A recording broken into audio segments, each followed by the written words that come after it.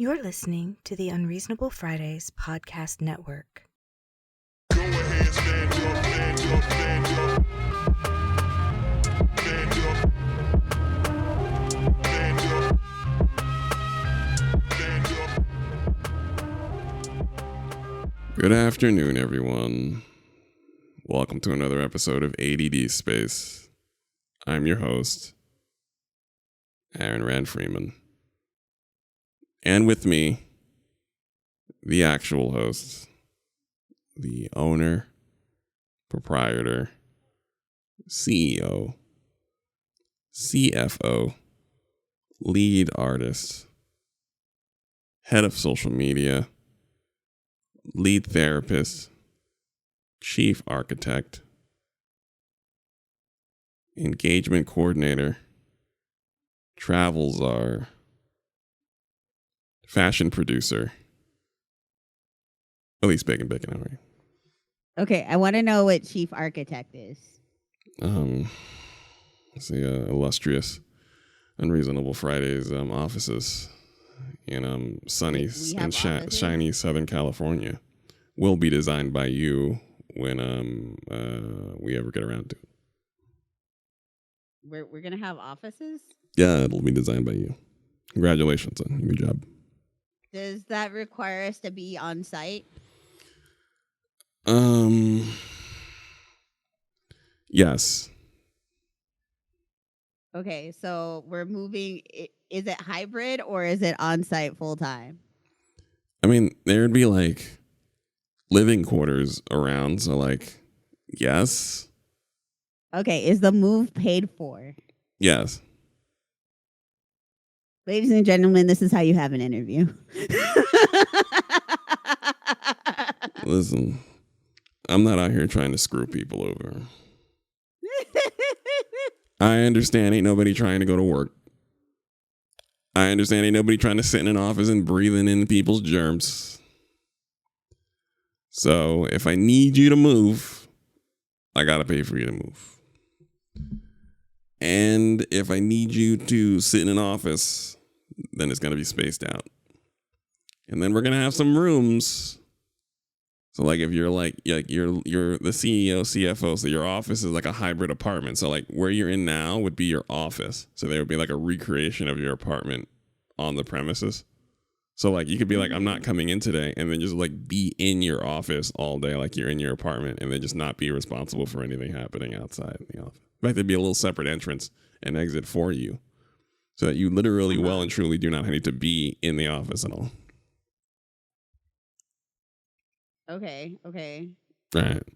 So I'm playing to your desire to not want to do any of this. And frankly, if this did happen, then yes, this was real. This was if I came into the money, I wouldn't put it in California, even though it'd probably be the best place to put it, even though it's so expensive. But I would actually I would have that option. People on the top end. Nobody's trying to go to work like that. Nobody's trying to do the classic office work thing anymore.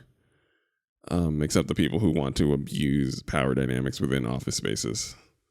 And I wouldn't hire any of those people. So it'd mostly be an office full of people who disappear when Dragon Age comes out.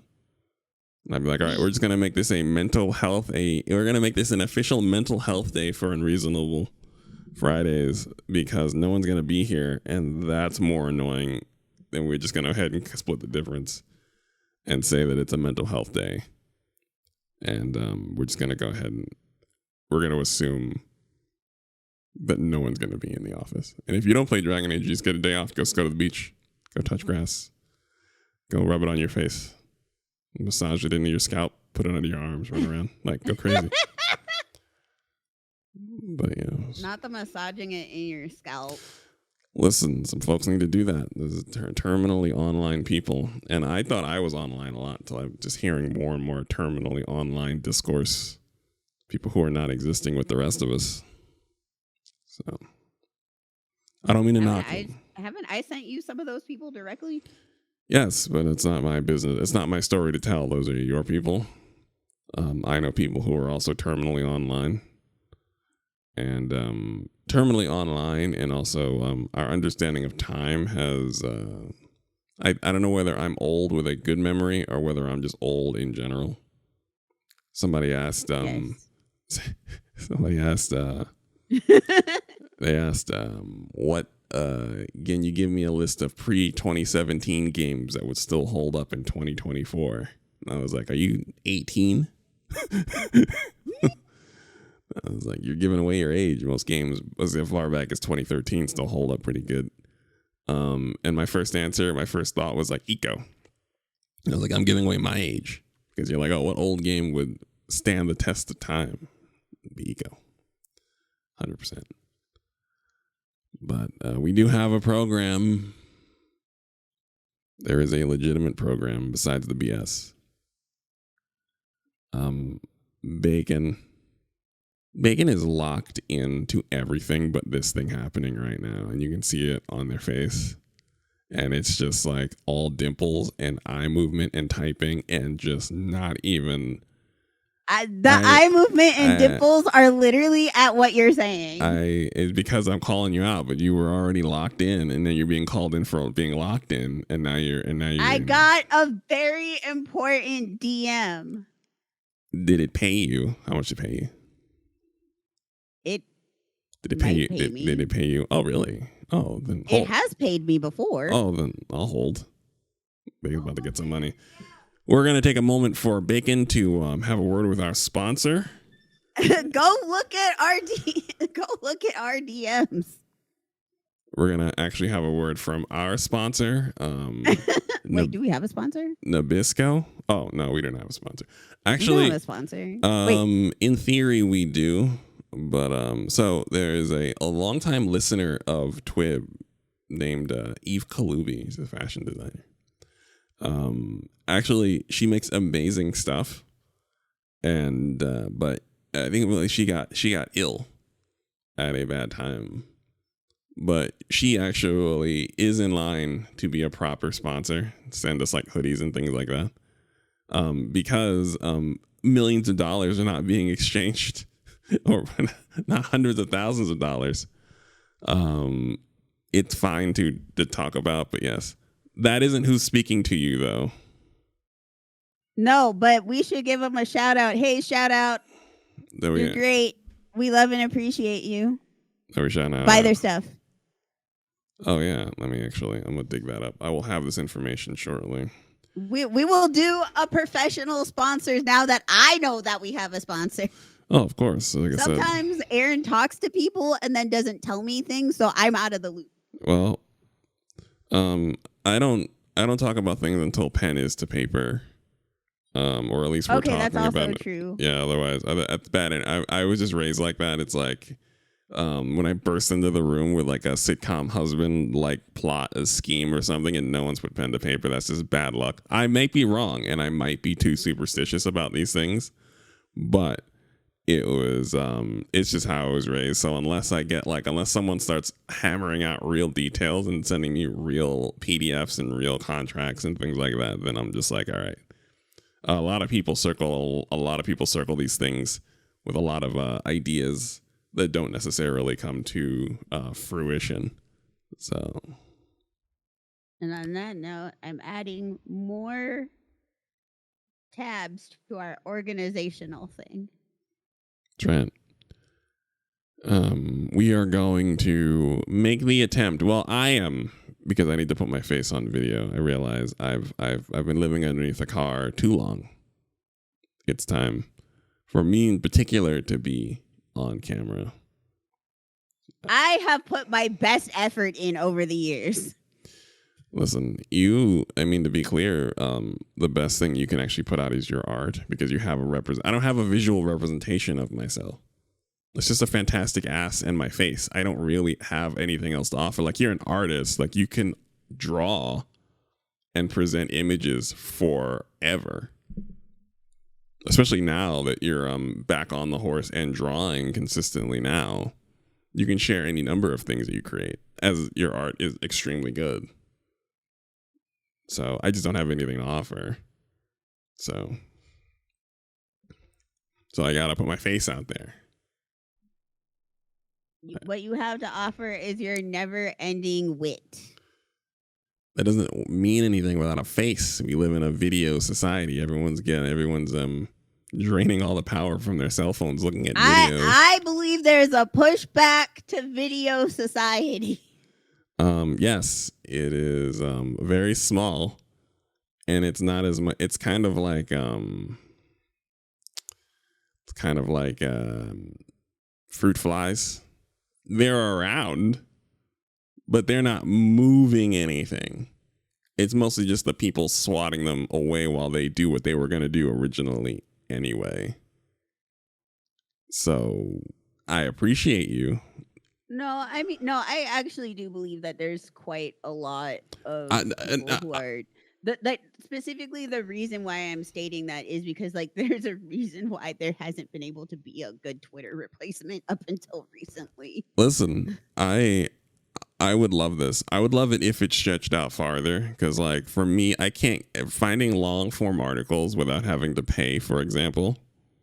Like I don't want to look at videos when I idle in places. Like when I'm waiting, when I was at... Is that like a nega sponsor? Can I like be like Firestone sucks? Anyway, well, I mean the videos and the paywalls are just because journalism's in a weird spot financially. Oh, I understand. And that has not... those are not related. Oh, I understand. But I do prefer reading words, and I'm a person, you know, if you grew up reading, then you read faster than you can process a video. Yes. And I can't process videos at all. I'm too ADHD for them. I am. It's actually been a huge it's been I'm not going to say it's an issue, but like so like, you know, you all know I play Final Fantasy 14, and I do high-end rating content, and a lot of guides are video guides, and I can't follow them at all. Like I try my best, and I can't do it. So a lot of what I end up doing is looking at just diagrams and reading text guides, and then smashing my face into it, like into the content, and then asking other people questions. And it's just like, but like people will be like, just watch a video. And I'm like, my brain does not do video. And I'm not the only one, because you know why? I have fucking ADHD. A lot of ADHD people can't do video like that. And the funny thing is, and this is the thing I realize, is what we're getting as a result is we're getting our written word explanations of things are suffering. The actual like written word strategy guides and descriptions of things are like hit or miss. And that's becoming a bit of a problem in and of itself. Like some places it's really on it, but like humans were getting a little worse at communicating things with words, just in time for everyone to refer us to a video that you may or may not want to watch. I prefer diagrams with text personally. Same. Videos don't... How do I put it? Videos have a single perspective, and a diagram allows me to visualize my place in multiple perspectives in a space. I always think that there should be a diagram with so there is a content creator I really like who does really good raid guides, and their name is June Bob. So they show guides, like actual just like diagrams with text, so I can just pause or take a snapshot of that diagram and be like, oh, I see now. Right. And then after showing how the mechanic works and how it's solved with the diagrams, moving diagrams and text, they show what it looks like in game with like in-game timing. Oh, that's so savvy. Like that is... Yeah, listen. It's so funny. I was talking about it, and one of the folks were like, I was like, this is a graphic designer. And one of them went, oh, they're a graphic designer? And I'm like, look at the video. This is... What do you mean, are they a graphic designer? Go look at their video. Visual readability is a whole skill set and it like understanding how people can visually process what you're putting out there and really Aaron, my understand. man's has his own branding guide that you can see. You love to see it. I was just like, what do you mean? It really was like, what do you mean? Is he a graphic designer? No, he's like one of the best. He is one of the best folks to make guides, period. In the game. And it's there's like in some games, like there's always like a content creator who's like they just do the thing because like they just get upset that it doesn't exist and they want the thing and nobody's doing the thing and they have the skill set and then they make it. Yes. There is a so like what's been happening now is we're finally getting the point where people who like know like UI and UX and design and also how people's brains work, like professionally, like making community content. And Aaron, I am living for this. I get it. Now, I'm not saying that that is also like the most neurodivergent thing ever, too, by the way, is I have this skill set. The content that I need to do the shit that I want to do easier does not exist. So I'm just going to use my skill set to make it. And it's beautiful. I mean, yeah, no, that is professional applications of the skill sets, or it changes how you're able to process the game. And I love that. There's a guy named Aegis. It's a kid. I don't know who the hell the kid is, but he's like, and he spends all of his time breaking the game down into spreadsheets.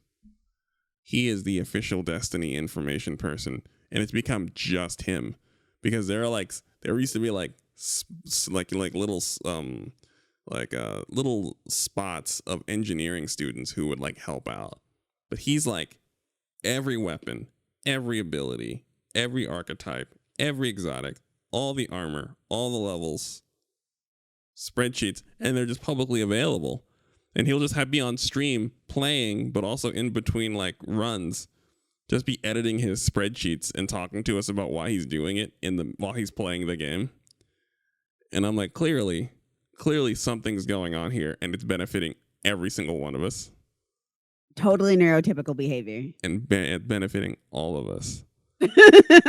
and even like people ask him about how do you feel about the state of the game, he's like, it doesn't matter, this is how I play Destiny, this will always be here, so I'm enjoying the game. And I'm like, thank you, spreadsheet boy, for saving our city.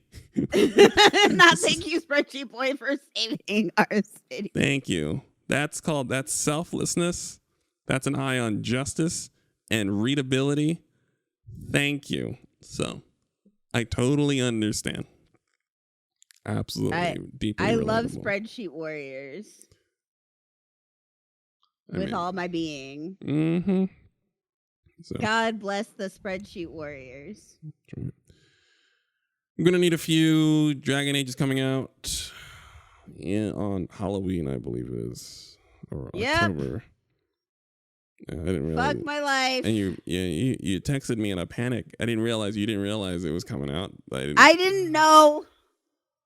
Yeah, no, I didn't. I mean, I'm not talking about it because it's on auto purchase. And I realize in my Destiny clan, full of generally reprehensible gentlemen, I didn't realize that there were so many men of culture in there when I said I won't be around after Dragon Age comes out. And then 3/4 of the clan popped up, and there was all of a sudden a big discussion about Dragon Age popped up. And I was like, oh, it's the best thing BioWare's ever done. And they're like, yeah. And I was like, oh, I didn't know you were square-jawed, broad-shouldered men of industry, all of you. I had no idea that it was this type of audience. And I think because I had that conversation, it never happened anywhere else. Because I'm not trying to know anything about. I don't know anything about Dragon Age besides the fact you can make niggas in it. But I forgot who told me that. Was it you? Told me you can make niggas in? Yeah. It was me. It was you. All right. I can't tell. Sometimes like the gaming, the pro-black gaming discourse can come from you or Jeffrey Rousseau. So sometimes if it's a bad memory day, I cannot tell who exactly told me the black information regarding this game. The best, honestly, if it's a AA game, most of the AA or indie game, most of the time it's Rousseau. If it is a AAA game, it's me, because Jeffrey doesn't look at AAA games. Yeah, really. I look at AAA games that I give a fuck about. These are two different things. Yes. I do wish less people would look at AAA games. I realize they are. I talked to people about it. I didn't realize how like it's like AAA games are. If they are 10% of the gaming industry's output, I would be amazed. It's a high estimate. That's a high estimate. But the reactions to them are so outsized that they've created a jaded gamer populace that are ignoring the other 92% of available gaming anything. And all of the complaints about the gaming industry stem from the treatment of AAA games. And that's so little of how many games you have available to play. And it's always a thing where someone will ask me, how are you always finding something to play? I find gaming boring. I go, it's because you're only paying attention to 5 to 6% of it. The other 94% is far more than enough to sustain you. Even if a AAA game is not to your liking, even if you have had enough of the culture war discourse, the bigots flooding all the games with the brown people in them, or yeah, they remind me of the they remind me of the townspeople from The Witcher, where it's like Geralt was too white. They were white races, but Geralt was then in fact too white for them. There's no real way to please them, but yes, good to know. And yes, I'm not going to go into that rant because I go on it everywhere else. It's become like, as I'm trying to like become a proper therapist, like being back in school, like that is my genuine as a genuine initiative is that I want to have an app that allowed people to put data in and for them to tell you games based on what you want to play. Because what's happening, I think, is that we're not used to. So I think like when we were growing up, the games we played were like AA games and indie games with massive budgets. So then Sony Computer Entertainment would be like, play this AA game, go. And it'd be full of soul and it'd be full of very inventive and it'd sell a bunch of copies and it's very... now they're telling us to go play these AAA games that nobody wants to play for the most part. And the AA games that still exist now have no one telling you to play them. And it is on us to find the sources of our own joy. And I would want to have like an app where you put in information and like real meaningful information. What games you like to play, what games you do play, how often you work, how tired you are, all that stuff. So we can give you a list of games that you can look at based on who you are without having to be waiting to be told that you don't have to, not every game requires you to have to hop on the hype train and then ride it to a destination unknown to play a game you may or may not like. Like, we can find games for you based on your unique situation as a human. That would be great. And that is my goal. Like that is. Because, okay, listen, my biggest issue with a lot of the algorithmic suggestions is that they always choose things like sometimes I'll like it. They're right. Like this is absolutely historically a game I would play. I hate the developer. I want to be able to exclude like studios and developers. Right. Because like I really like dungeon crawlers. I really like roguelikes. I fucking hate that name. I will never play Diablo. Stop sending me Diablo recommendations. I will not play Blizzard anything. Stop giving me Blizzard recommendations. You ever seen those like and you probably don't watch a lot of videos, but you might have seen it where someone like will look at someone fall or something and then they're trying not to laugh and there's like an image of Jesus over their shoulder, like zooming in. Okay. I feel like that's Diablo, where you're like, I'd like to play an ARPG, and then there's always Diablo looking over your shoulder every time you start scrolling or you start looking for an ARPG that isn't Diablo. It's just Diablo looking down at you, and you're trying to avoid looking it in the. I'm like, I don't like Diablo. I don't Leave me want to alone. go away. So I will never play Diablo. I heard the new expansion's good. Yeah, that's great. I don't care. Like, I am so excited. Like, I'm so glad that people have content that they're enjoying and that they're having fun. I will never, for the rest of my life, play a fucking Blizzard game until they're not the company that they are right now. Which means they won't be a fucking company anymore. I worked. I did QA for Activision for a while. So now I can't, having seen how the sausage is made, I don't want to play any Activision Blizzard games. Mostly off the strength is they're just trying to create vibes for engagement as a brand across the board. And only vibes for engagement. And it's like, there's nothing wrong with that. But they're in the business of brain chemistry manipulation. Wholesale, top to bottom. And I'm like, and having seen it, like in terms of design, they're not all 100% there in terms of balancing and design, and it's like you see it.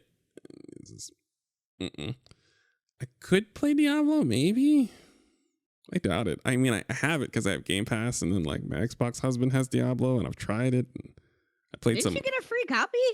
I got a free copy of Call of Duty. Oh no, I did get a free copy of Diablo also. I forgot about that. Everyone, so my Xbox husband got Diablo. Oh no, he got a refund. That's why I have Diablo. I told him to get a refund. Either way, I have it and I can play it. And I don't even think Diablo is bad. I just know too much. So now I just want to play like Path of Exile or something.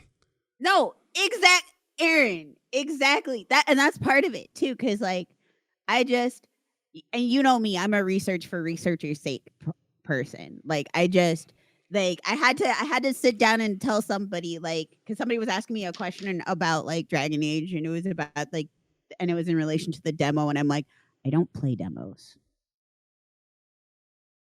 I'm like, I had to be like, I don't actually know what you're talking about right now because I don't play demos and I pay very little attention to them. Right, as you should. The only time I pay attention to a demo is when somebody tells me, hey, I played a demo. And this was my opinion of the demo. And it's like somebody whose opinion I give a fuck about. Right. So, and if it's somebody I whose opinion I give a fuck about, I will spread that information that they have told me on their responses from the demo. But like, I don't watch demos. I research. That doesn't mean I don't know anything about the games that I'm about to play.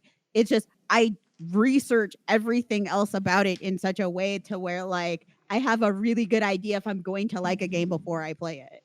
Like I have a really, really solid idea of if I'm going to like something or not, based off of the information that I'm able to glean without spoilers from the game. Yes. Which is, I feel like, pretty impressive. I mean, you should. But like, it's also like my thing is about that is like, there's so much information about games out there where I'm just like, you can just look. Like it's all there. So I don't think that how do I put it? I think most games are fine, and I think that folks haven't internalized that. Most games are fine now. Like we're no longer in the days where like 4 different first-person shooters will have 4 different control schemes. We're off that, where like 4 different RPGs will have 4 different combat systems, and like the confirm is like L1, and then like the back button is like R2, and then like one is like A and B, and then the other one's like clicking the sticks. Like games back in the day used to do whatever. Like you had to read the instructions because the button did stuff, and you could not track it from game to game. I put on Splinter Cell 1. No, I put on Splinter Cell 1 on a whim. And no, not Splinter Cell 1, Mercenaries. When I have Chaos Theory, I played Mercenaries on a whim, and like jump was Y and reload was B on an Xbox controller, and you aim down sights by clicking in the right analog stick, but you don't press it. And it's like this stuff is not a problem. So like most games have a best standards and practices now. So in understanding that, and then there is actual content. And if you've been playing games long enough, you've seen enough of them. They don't necessarily run together, but if you've played enough of them, you know what you're going to get. Like something like Metaphor Refantanzio. No matter how good or how bad, or whether you play it now or whether you play it later, it's from the folks who did Persona. Full stop. So right off the top, you have an idea that if they can cut some of the problematic shit out of the game, that you know what you would get. And I think some folks haven't internalized that, like, you can figure out what you're looking at and what you're going to be playing based on several clues and markers, like a Ubisoft game. Yes, which is why I'm really excited about the next Assassin's Creed. Right. I already know what I'm getting. Right. It's one of those things where Ubisoft games are always Ubisoft games. So it's just a matter of whether you have time for the subject matter.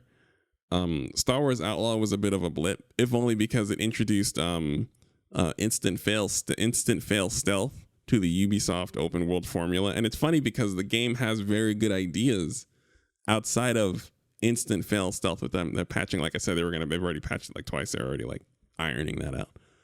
But otherwise, Ubisoft games are Ubisoft games. And if you like the subject matter, then you can just go get it. And it's always funny because I understand that like folks are like, don't pre-order games. They always say don't pre-order. But I'm like, some things are actually safe bets. And it's one of the more annoying things about Ubisoft is that they make good AAA games if you're into it. They're never going to... I mean, that's where all their money goes and why they're losing money as a company. I mean, you can't... And also, like, lawsuits. They're losing a lot of money to lawsuits. So many lawsuits. Yeah. But, you know, stop being bad with your fucking labor practices. Yeah. Yeah. You be a better company to your workers and you won't be trapped in so many lawsuits. Yeah, we promise you. I don't know. Like, don't be a cunt. Like, I don't know what to tell you. We promise you, yes. Do not be a cunt. It will work out for you. Promise you. But yeah, as a result, you have an idea of what you're looking at, and you can gauge. Now, I'll freely admit some games get me with their demo. Metaphor Refantanzio, I didn't know was as good as it was. I was going to pass on it, or at least wait until it was on sale until I played the demo. I was like, oh, this is extremely good. And yeah, no, I mean, there's like but the, a really good but reason why a lot of people were excited. But because, you don't. They played Persona, and there's a reason why Persona is an extremely popular series, and like Atlas Studios do put out really good games. Atlas like owned studios do put out really good games, like consistently. They're also consistently problematic. Consistently. Like, I found out that because like, so I used to think that like, oh, I really love Atlas games. No, I actually don't. I love Atlas published games because they also are a publisher who publishes a lot of like smaller studio content, Vanillaware, my beloved. Yeah, that's not an Atlas game. It's just like all of Vanillaware content, like 13 Sentinels and fucking Odin Sphere and Dragon Crown. They're not Atlas games. They're Vanillaware games published by Atlas. Vanillaware is like a dinky studio that just makes passion projects, which is also why they never have money every single game that they make. Yes. Oh yeah, Unicorn. And Overload. again, this goes into I do research for no reason. Oh no! Listen, that's what I mean. It's like there is for a reason. It's my personal. Here's the deal. It's important to know like the context of the things you're playing because we have standards and practices. Like the idea that you need to play a third-person fucking shooter to know, like outside of firing a few bullets and fighting a few enemies, you got it. We're at the point now where games are usually fine to the point where we can get some extra context. What governs the developers? What governs the publisher? Is it passion projects like Sony first party games, for example? Sony wants their fucking money all the time. Atlas, not so concerned with their fucking money. They'll put out good games and like, you know, they might have to go buy on some like ramen for a little while, but they're okay with it. Different developers. Atlas cares about money. Atlas, Vanillaware does not care about money. I mean, Atlas be putting out stuff that don't make them no money. I mean, no disrespect to these extremely quality games. Yes, but no. Some of the games that they put out get the money that let them put out games that don't make money. And what I realize now is that there are some publishers who do not care. They only want the games that will put out money, and they are not going to use the money. They're not going to use the collateral to then put out things that may or may not make the money. Like Sony, remastering the same games over and over again. And like they will only invest in what will make them more money and not invest in the ability to invest in something that might make them money down the line. I'm a firm believer that the only game that Ubisoft cares about is Assassin's Creed, but I'm also convinced that Assassin's Creed is also a passion project because there's no way that shit makes them money. I don't know what makes them money anymore. Nothing. Well, I mean, not going to court and losing makes them money. Anyway, that's the difference. I mean, aren't they? I mean, I couldn't tell. Like, it's one of those stories where it's like there are too many people cheering for me to get the actual proper news. Wasn't like the ownership group for Ubisoft contemplating selling to Tencent?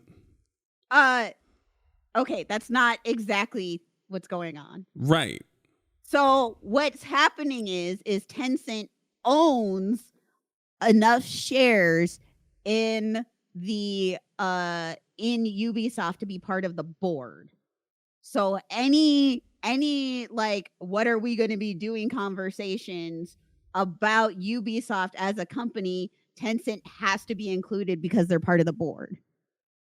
So Ubisoft is in a spot where they all have to give me the manatee. Sorry. A minion dropped in a dungeon and it's an adorable manatee you don't understand and I need it in my life, Aaron. You were giving a detailed explanation of Tencent's relationship with Ubisoft. Continue. I didn't lose where I was talking, okay? But yes, anyway. So any discussions on what Ubisoft as a company is going to be doing to get them out of the dire financial straits that they're in right now, because it's real bad. It's not good. Requires the board. Tencent is on the board. Like, and yes, some of the discussions do involve selling because when you're looking at what are our recourses, you do put selling on the table. Now, I don't think they actually want to sell. I think they're just talking about where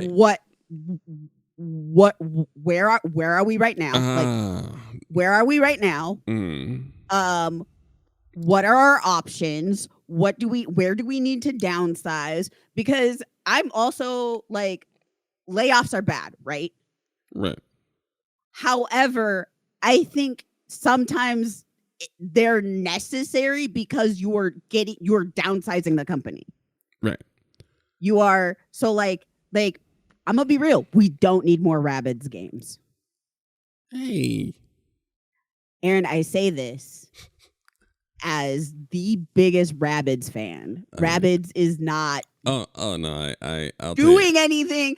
Ubisoft, the only thing that's like coming out of Ubisoft that is like continuously good in original content has specifically been the Assassin's Creed games, which are also their bread and butter, but they also don't make enough money off of those games. They need good, innovative AA games behind them to bring in more money.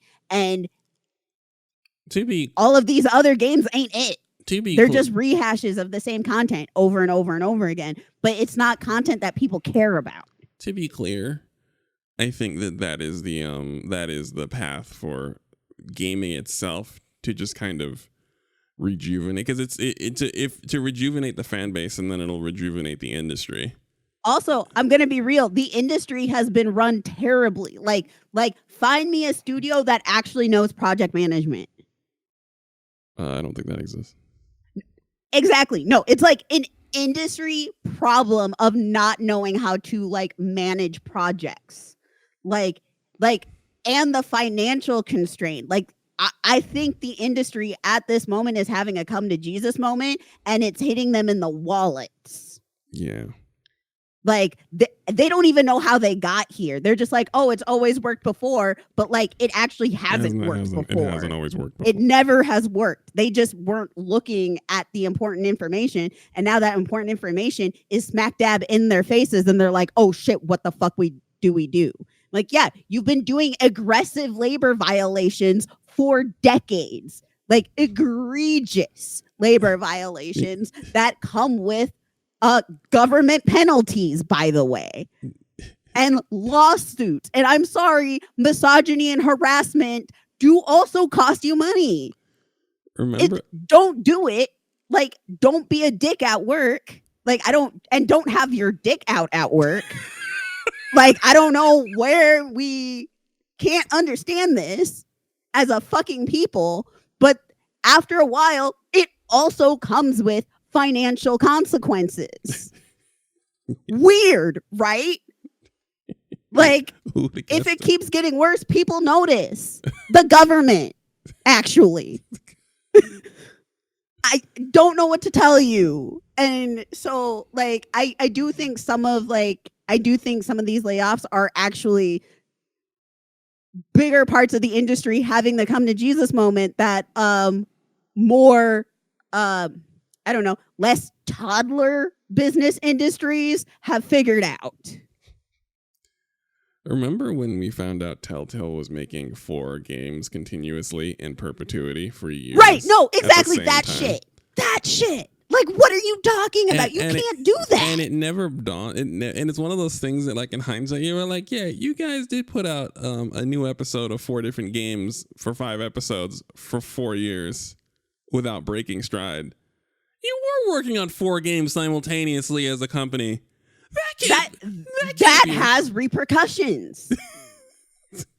You can't do that, and things just like work out forever. They don't work out. And I think overall the industry is having that come to Jesus moment forced on them. Like, actually forced on them, because they can't have it.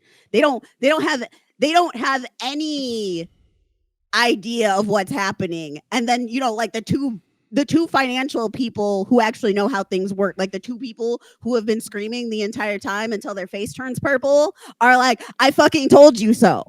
And they get laid off, but that's neither here nor there. Some of them get laid off. Others of them get kept on to try and salvage the company. Yeah. And they're the ones holding the board meetings being like, by the way, we might have to sell. Here's how you can avoid not selling. To be clear, this entire segment, I will just play this for anyone, because what happens is you say you don't play demos, and then people go, why wouldn't you want to play an early version of the game to get an idea of the gameplay? I don't need to. Anyway, continue.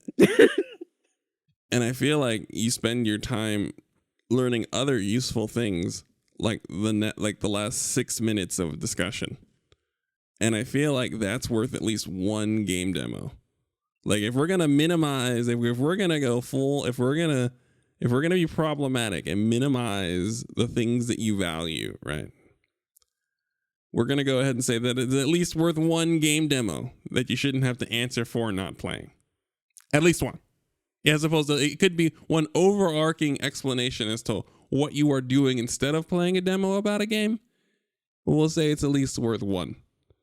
So I'm gonna clip this, make the video, I'm gonna put it out there, and you can just link people to it when they say, oh, I don't play demos. It's like, this is what, did you know this about the company that puts the game out? It will govern how you pay for it. It will govern whether you can get it on sale. It will govern the price of DLC and how often it comes out. It will govern how often it is patched or how little is patched. So, right, I just know these. I look up stuff like, okay, here's another really, really great example. it turns out one of the composers of one of my favorite games, Thirsty Suitors, also does the music for Boyfriend Dungeon. So another game that they make music for, I'm going to be automatically interested Isn't in. it the Ramsey Kerubi or something like that? Something like that. Let me look. Yeah, they do Boyfriend Dungeon and Thirsty Suitors, and I was like, two of my favorite games. Oh shit. Yeah. Oh shoot.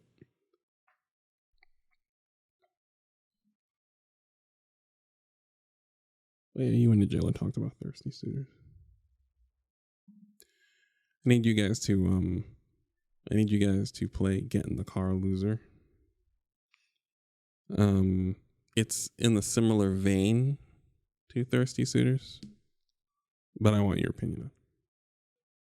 Yeah, I am in dire financial straits at the moment because so essentially what happened is my chronic illness fucked me up all summer, and that also fucked up my school all summer. I got like nothing in, and that also fucked up my financial aid. So like I am, by the way, we have a Patreon. Yeah, that's patreon.com. Directly goes to feeding me, and I'm not joking. It is 1-to-1. There's no chicanery. I think I pocket about 25. I take that to Popeyes. Like if you really want to know, like I take it to Popeyes. Like if as a gluten, it basically pays for like our hosting stuff so that we can continue to put out content. Yeah, and receive emails. And then it goes to me eating food. And I'm in currently dire straits until the fall quarter is over. Yeah. So. Please support your disabled queer fellow Black person. Right. That's why you're chronically responsible. So that's why we have to we would like to get you. A bunch of us are gonna probably get you a copy. We require your opinion on all BioWare projects specifically. Like you're the BioWare expert. Like if there was a movie about a looming BioWare global threat, we would have to go to your office somewhere.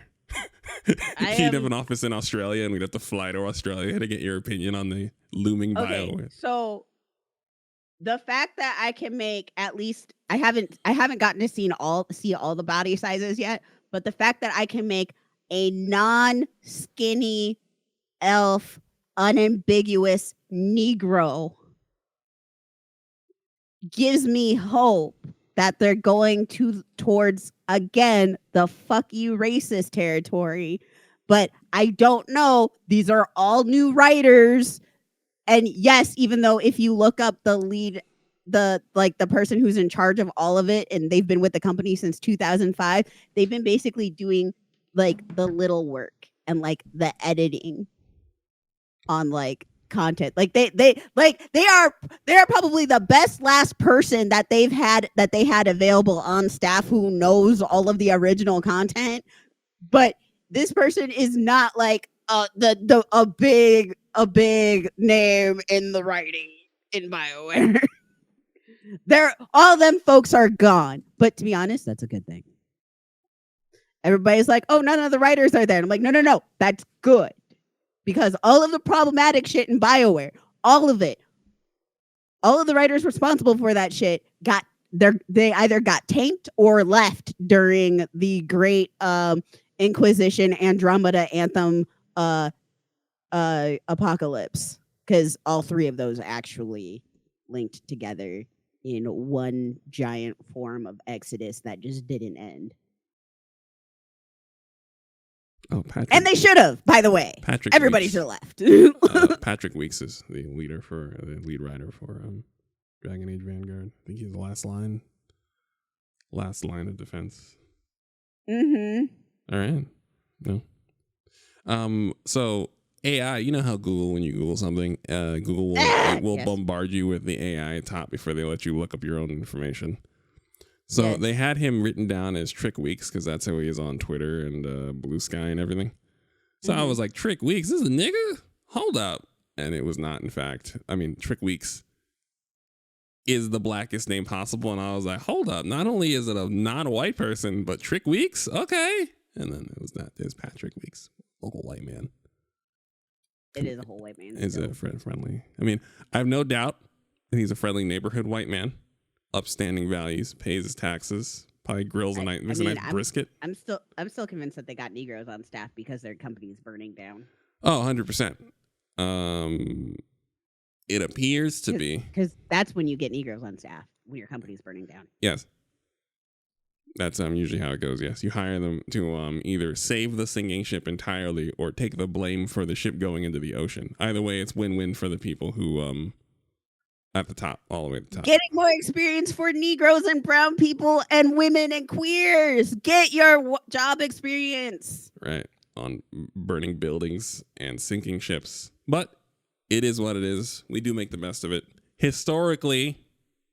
So it's fine. But yes. I'm going to try Which and... is why Harris is running for president. By the way, please vote. Please vote. Please vote. Voting. Your vote is not useless. It is very important. Don't listen to what people are telling you about like how your vote doesn't matter.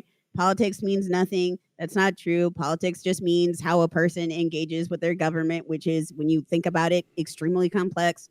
Voting helps get your streets and roads fixed. I'm sorry to inform you. I'm so sorry. Please vote. I beg. Early voting turnout is been looking really good. People look energized. I beg of you, even if you hate everything about the whole process, please just go out there and then treat yourself to something nice.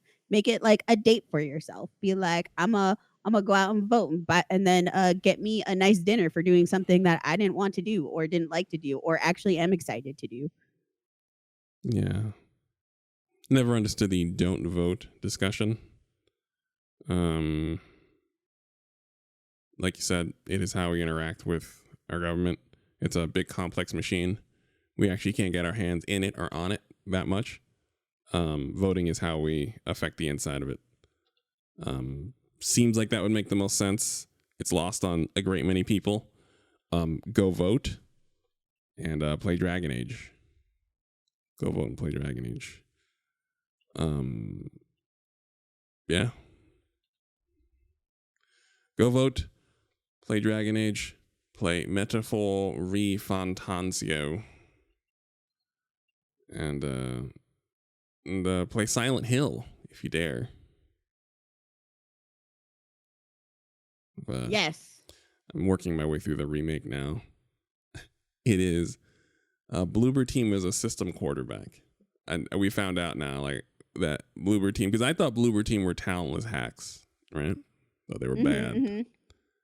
Found out that if you give them the right play calls and the right talent on the outside, they can deliver the ball on time, and they can deliver the ball on platform, in time, in structure, at an elite level. Silent Hill 2 is extremely good. My only issue, this is not a real issue, it's got the Callisto Protocol problem. And part of this is what it didn't. It's not going to tank Silent Hill, but it is what damaged Callisto Protocol. They first of all, they let it be marketed as Dead Space, which was wrong, and they didn't let everyone know that it's a game about putting your hands on monsters. Like, you fight, like the dude Jacob has hands, like he's weaving, he's ducking, he's dodging. You beat the hell by hand out of about 400 monsters, like physically counter, parry, thrust, body slam them, and it's not a scary game because all monsters can be dealt with the hands. Everything you see can get the hands. So it's a game where they're locked in there with you. You're not locked in there with them. And none of that was communicated. And if they had communicated about one man's barbaric quest to survive, where he becomes more of a monster himself through sheer violence, that would have been fun. They didn't say any of that. James Sunderland, one of the worst human beings in gaming history, has infinite capacity for violence now. In the first game, Yes. he's very awkward. In this game, he's got a dodge. He's got attacks. He's got combos. He can animation cancel. But there are like an invincibility window on his dodge. So you can like really lean on enemies. Like you can do like micro dodges and feints and things. And he puts the paws on everybody. There are a lot more monsters in Silent Hill too. James Sunderland is ready for all of them. Every single one of them. Everyone can get it. And it's a credit to the game that it is still unnerving, atmospheric, interesting, engaging, maintaining the energy of the original Silent Hill 2 completely. While every time I hear the radio go off, I'm like, oh goody. I get to bounce someone's head off the wall. Who is it now? Who's in the room? Announce yourself for this beating. And yeah, it's night and day difference while still maintaining the energy of the original Silent Hill. It's a longer game. It has the same problem that Alien Isolation has, where it's a little too long. It's a little long. Like the scenarios you're in are a little long because it's tense. And it's like a 7-hour game with lots of tension can become a 15-hour game because of the tension. So, but Silent Hill is on its face a 10 to 12 hour long game. If you were just chilling, like if you were like, I don't feel fear, bro. Like if you were that guy, it's a 12-hour long game. So. Okay. But it is very well done. I give Bloober Team a lot of credit. I'm worried that we're going to start giving them too much credit. They already announced their next game. Everyone's very hyped. I'm like, do not get hyped for Bloober Team. Give them no credit. This is again one of those the studio that's coming out things. Yes. This is why we had very little faith in Silent Hill 2 to begin with, and they proved us wrong, myself included. I was going to get it because there aren't enough decent Silent Hills in general. So like, right. So it's like there's not enough good Silent Hill to go around. So I'm not operating in a place of abundance. So I will try this game. But they did a spectacular job. So 6 hours in. I can't tell. It's hard to tell with survival horror games how long you should be playing it versus how long you are playing it if you're just like walking. Because I'm like taking it in. Because it's a very well done visuals, environment, tension. So I'm not rushing. So I don't know how far I am officially where I'm supposed to be, but it is no, that's valid. Happened. Yes, and also since we're here and we have these discussions where we don't know that Joel from Last of Us is a terrible person with his heart in the right place, but he still does terrible things. Homelander is the villain of the boys. There's another one. There's another one that people don't know about. You know, one of those hotbed characters where it's like, oh, this is a bad person, but just because the person, oh yeah, young Kratos is a villain.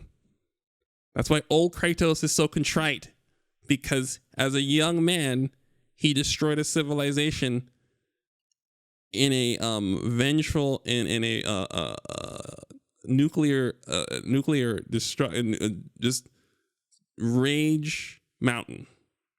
Absolutely. Oh yeah, people did not catch that one. Right. And it's literally a talk about like, don't be like me. Go on the right path. Stop your alt-right path, please. Right. Stop it.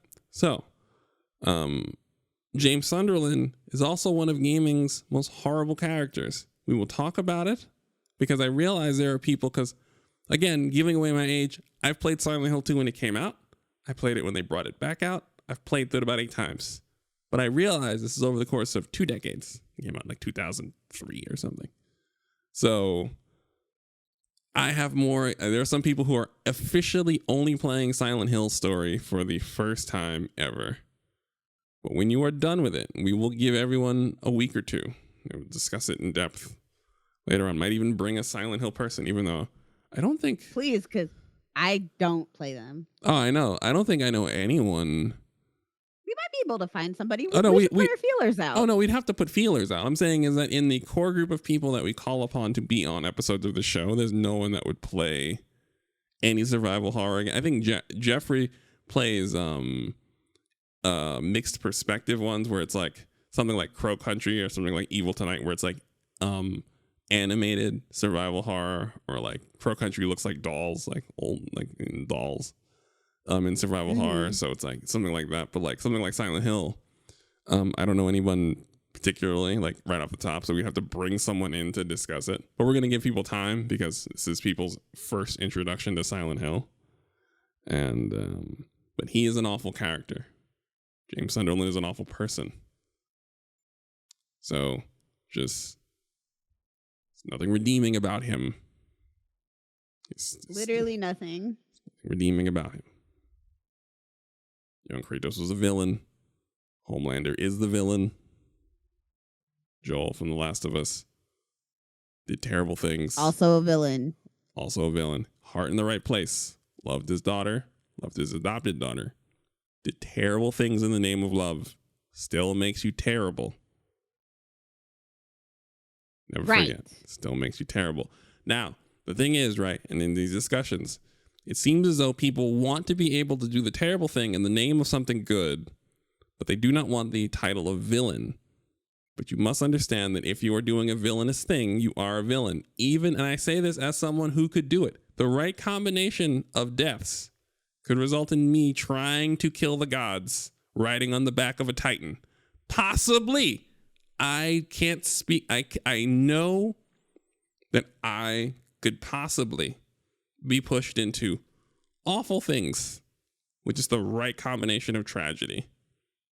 That would make me a villain, though.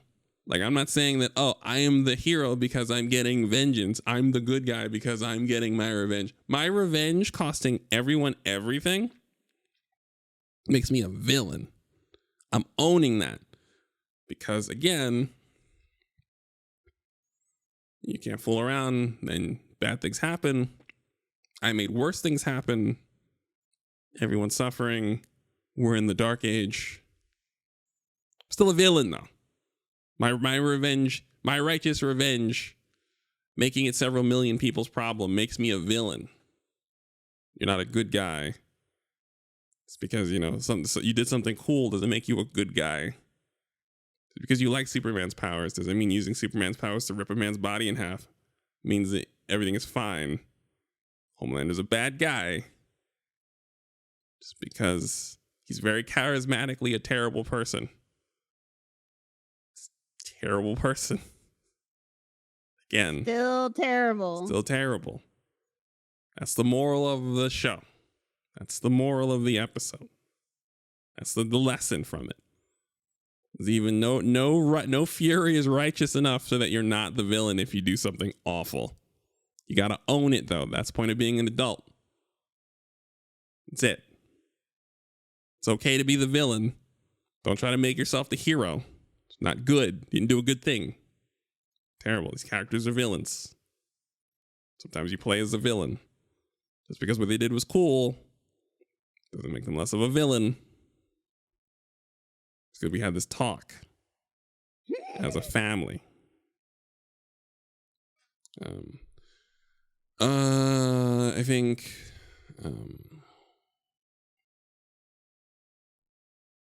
that's it for me, unless you have been watching the WNBA final.